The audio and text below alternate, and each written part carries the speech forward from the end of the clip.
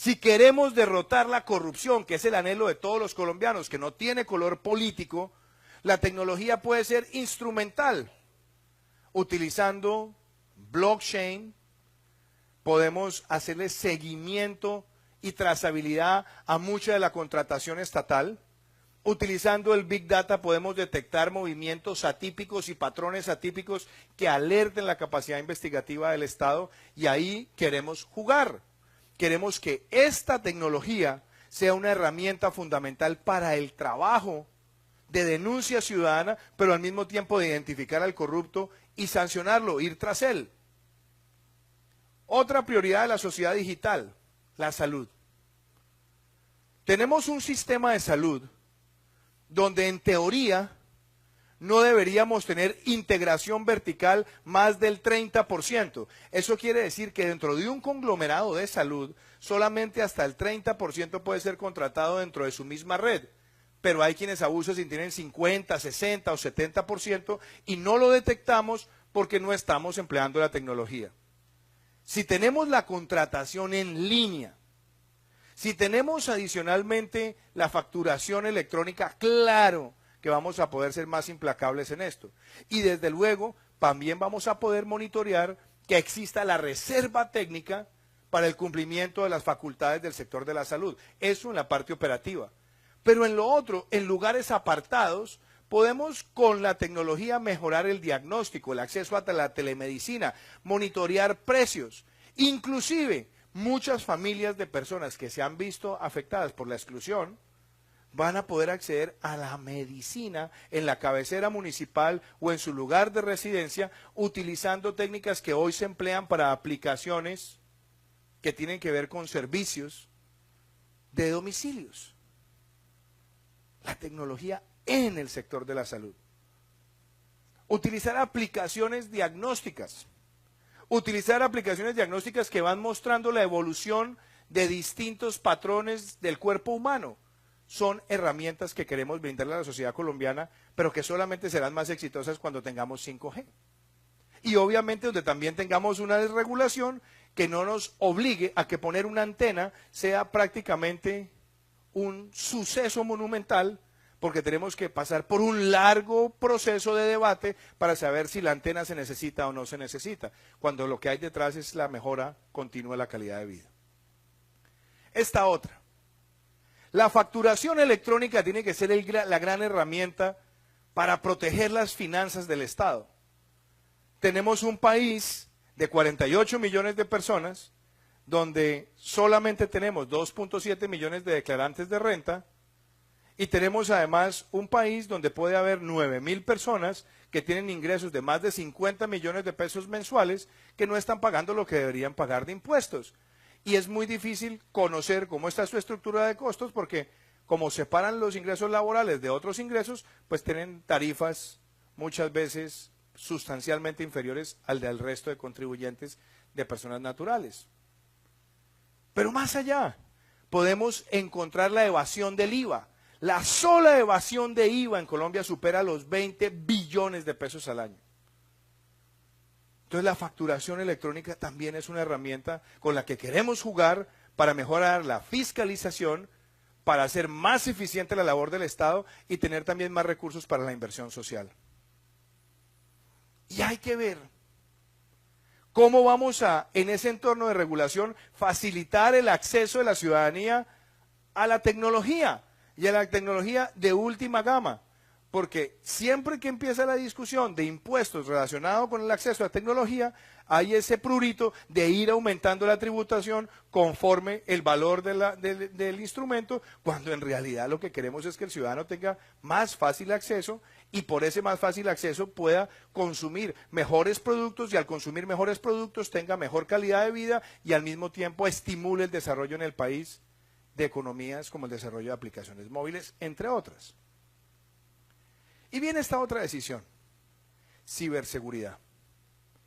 Hay unos que son uga-ugas por naturaleza. Hay otros que son uga-ugas por temor.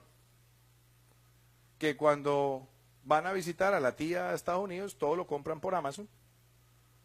O para que le llegue a la tía en Nueva York, pero le tienen pánico a usar la tecnología y el comercio electrónico en el país porque sienten que hay debilidades en materia de ciberseguridad. Robo de imagen, robo de personalidad, etc. Y la verdad es que estamos cojos en materia de ejecución de la ley. Tenemos leyes que en teoría son muy buenas, guiadas por las mejores prácticas, pero la verdad es que a la hora de ser implementadas tenemos una gran dispersión institucional. Entonces no hay un gran doliente sobre la ciberseguridad, no se dimensiona el impacto de la ciberseguridad y resulta que lo que el país pierde hoy por brechas de ciberseguridad es una millonada de dólares. Con lo cual nosotros podríamos inclusive hacer mucha más inversión en términos de cobertura. Entonces, ¿qué queremos?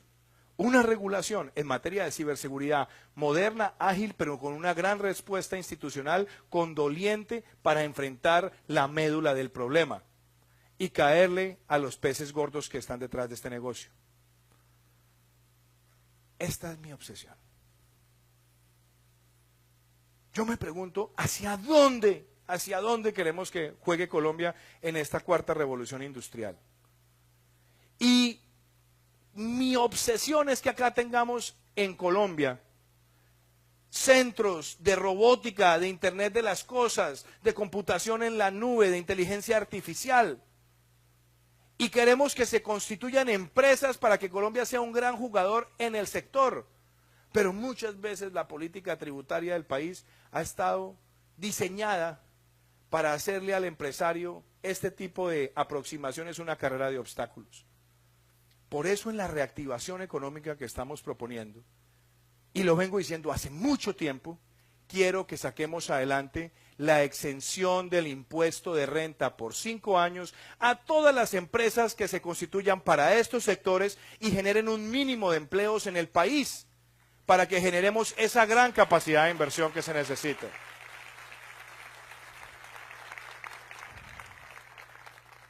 Si eso lo hacemos bien, estamos generando un mejor entorno de emprendimiento. Y un mejor entorno de emprendimiento también significa, y hace parte de nuestro programa de reactivación económica, que acabemos tantos trámites innecesarios. Hoy una empresa tiene que ir a distintas ventanillas, que la DIAN, que la UGPP, que el INVIMA, etcétera, etcétera, y cada una por aparte. Con el ministro José Manuel Restrepo estamos empezando a diseñar esa ventanilla única de comercio y emprendimiento digital, donde el Estado pueda facilitarle al empresario una sola ventana, donde pueda hacer esa multiagencialidad de manera sencilla. Y lo otro, este es un país de 68.000 resoluciones y más de 17.000 decretos en los últimos 16 años, un poco más, que entorpecen la forma en la que el sector privado opera. Ahí también tenemos que, por cada regulación nueva, ser capaces de eliminar 2 o 3 innecesarias. Y tenemos también que ponernos la camiseta con una tarea. El emprendimiento también necesita que tengamos un sistema tributario más simple y que a la pequeña y mediana empresa que están haciendo, a todas, pero sobre todo a la pequeña y mediana, le podamos bajar de manera razonable la carga tributaria para que pueda invertir más y generar más empleo, dentro de una lógica de emprendimiento orientada también hacia esa sociedad digital.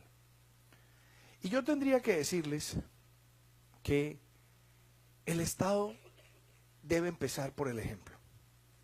El gobierno tiene que empezar por el ejemplo. Esto nos lo estamos tomando en serio, porque queremos una Colombia moderna. Y he designado en la Presidencia de la República un alto consejero para la transformación y la sociedad digital en Colombia que esté trabajando con el presidente en diseñar estas políticas, trabajarlas con las ministras, con los ministros y que Colombia juegue en un horizonte de corto, mediano, largo plazo a que tengamos esa sociedad digital. Esa es una gran transformación desde el Estado que hemos empezado en la Presidencia de la República. Por primera vez, una consejería presidencial pensada para la sociedad digital. Otro mensaje que quería compartir con ustedes.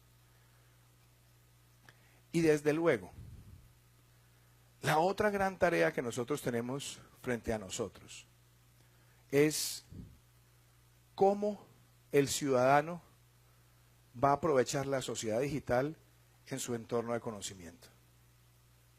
Para hacerlo, tenemos que pasar del discurso a la acción. Primer compromiso que quiero plantearles a ustedes, y lo van a escuchar de la ministra estos días. Vamos a presentar en las próximas semanas la ley de modernización de las TICs, para que tengamos esa regulación necesaria y que todos los actores del sector puedan conectarse con esa visión de sociedad. Si eso lo logramos, tendremos un Estado más moderno, más eficiente, más transparente y más equitativo.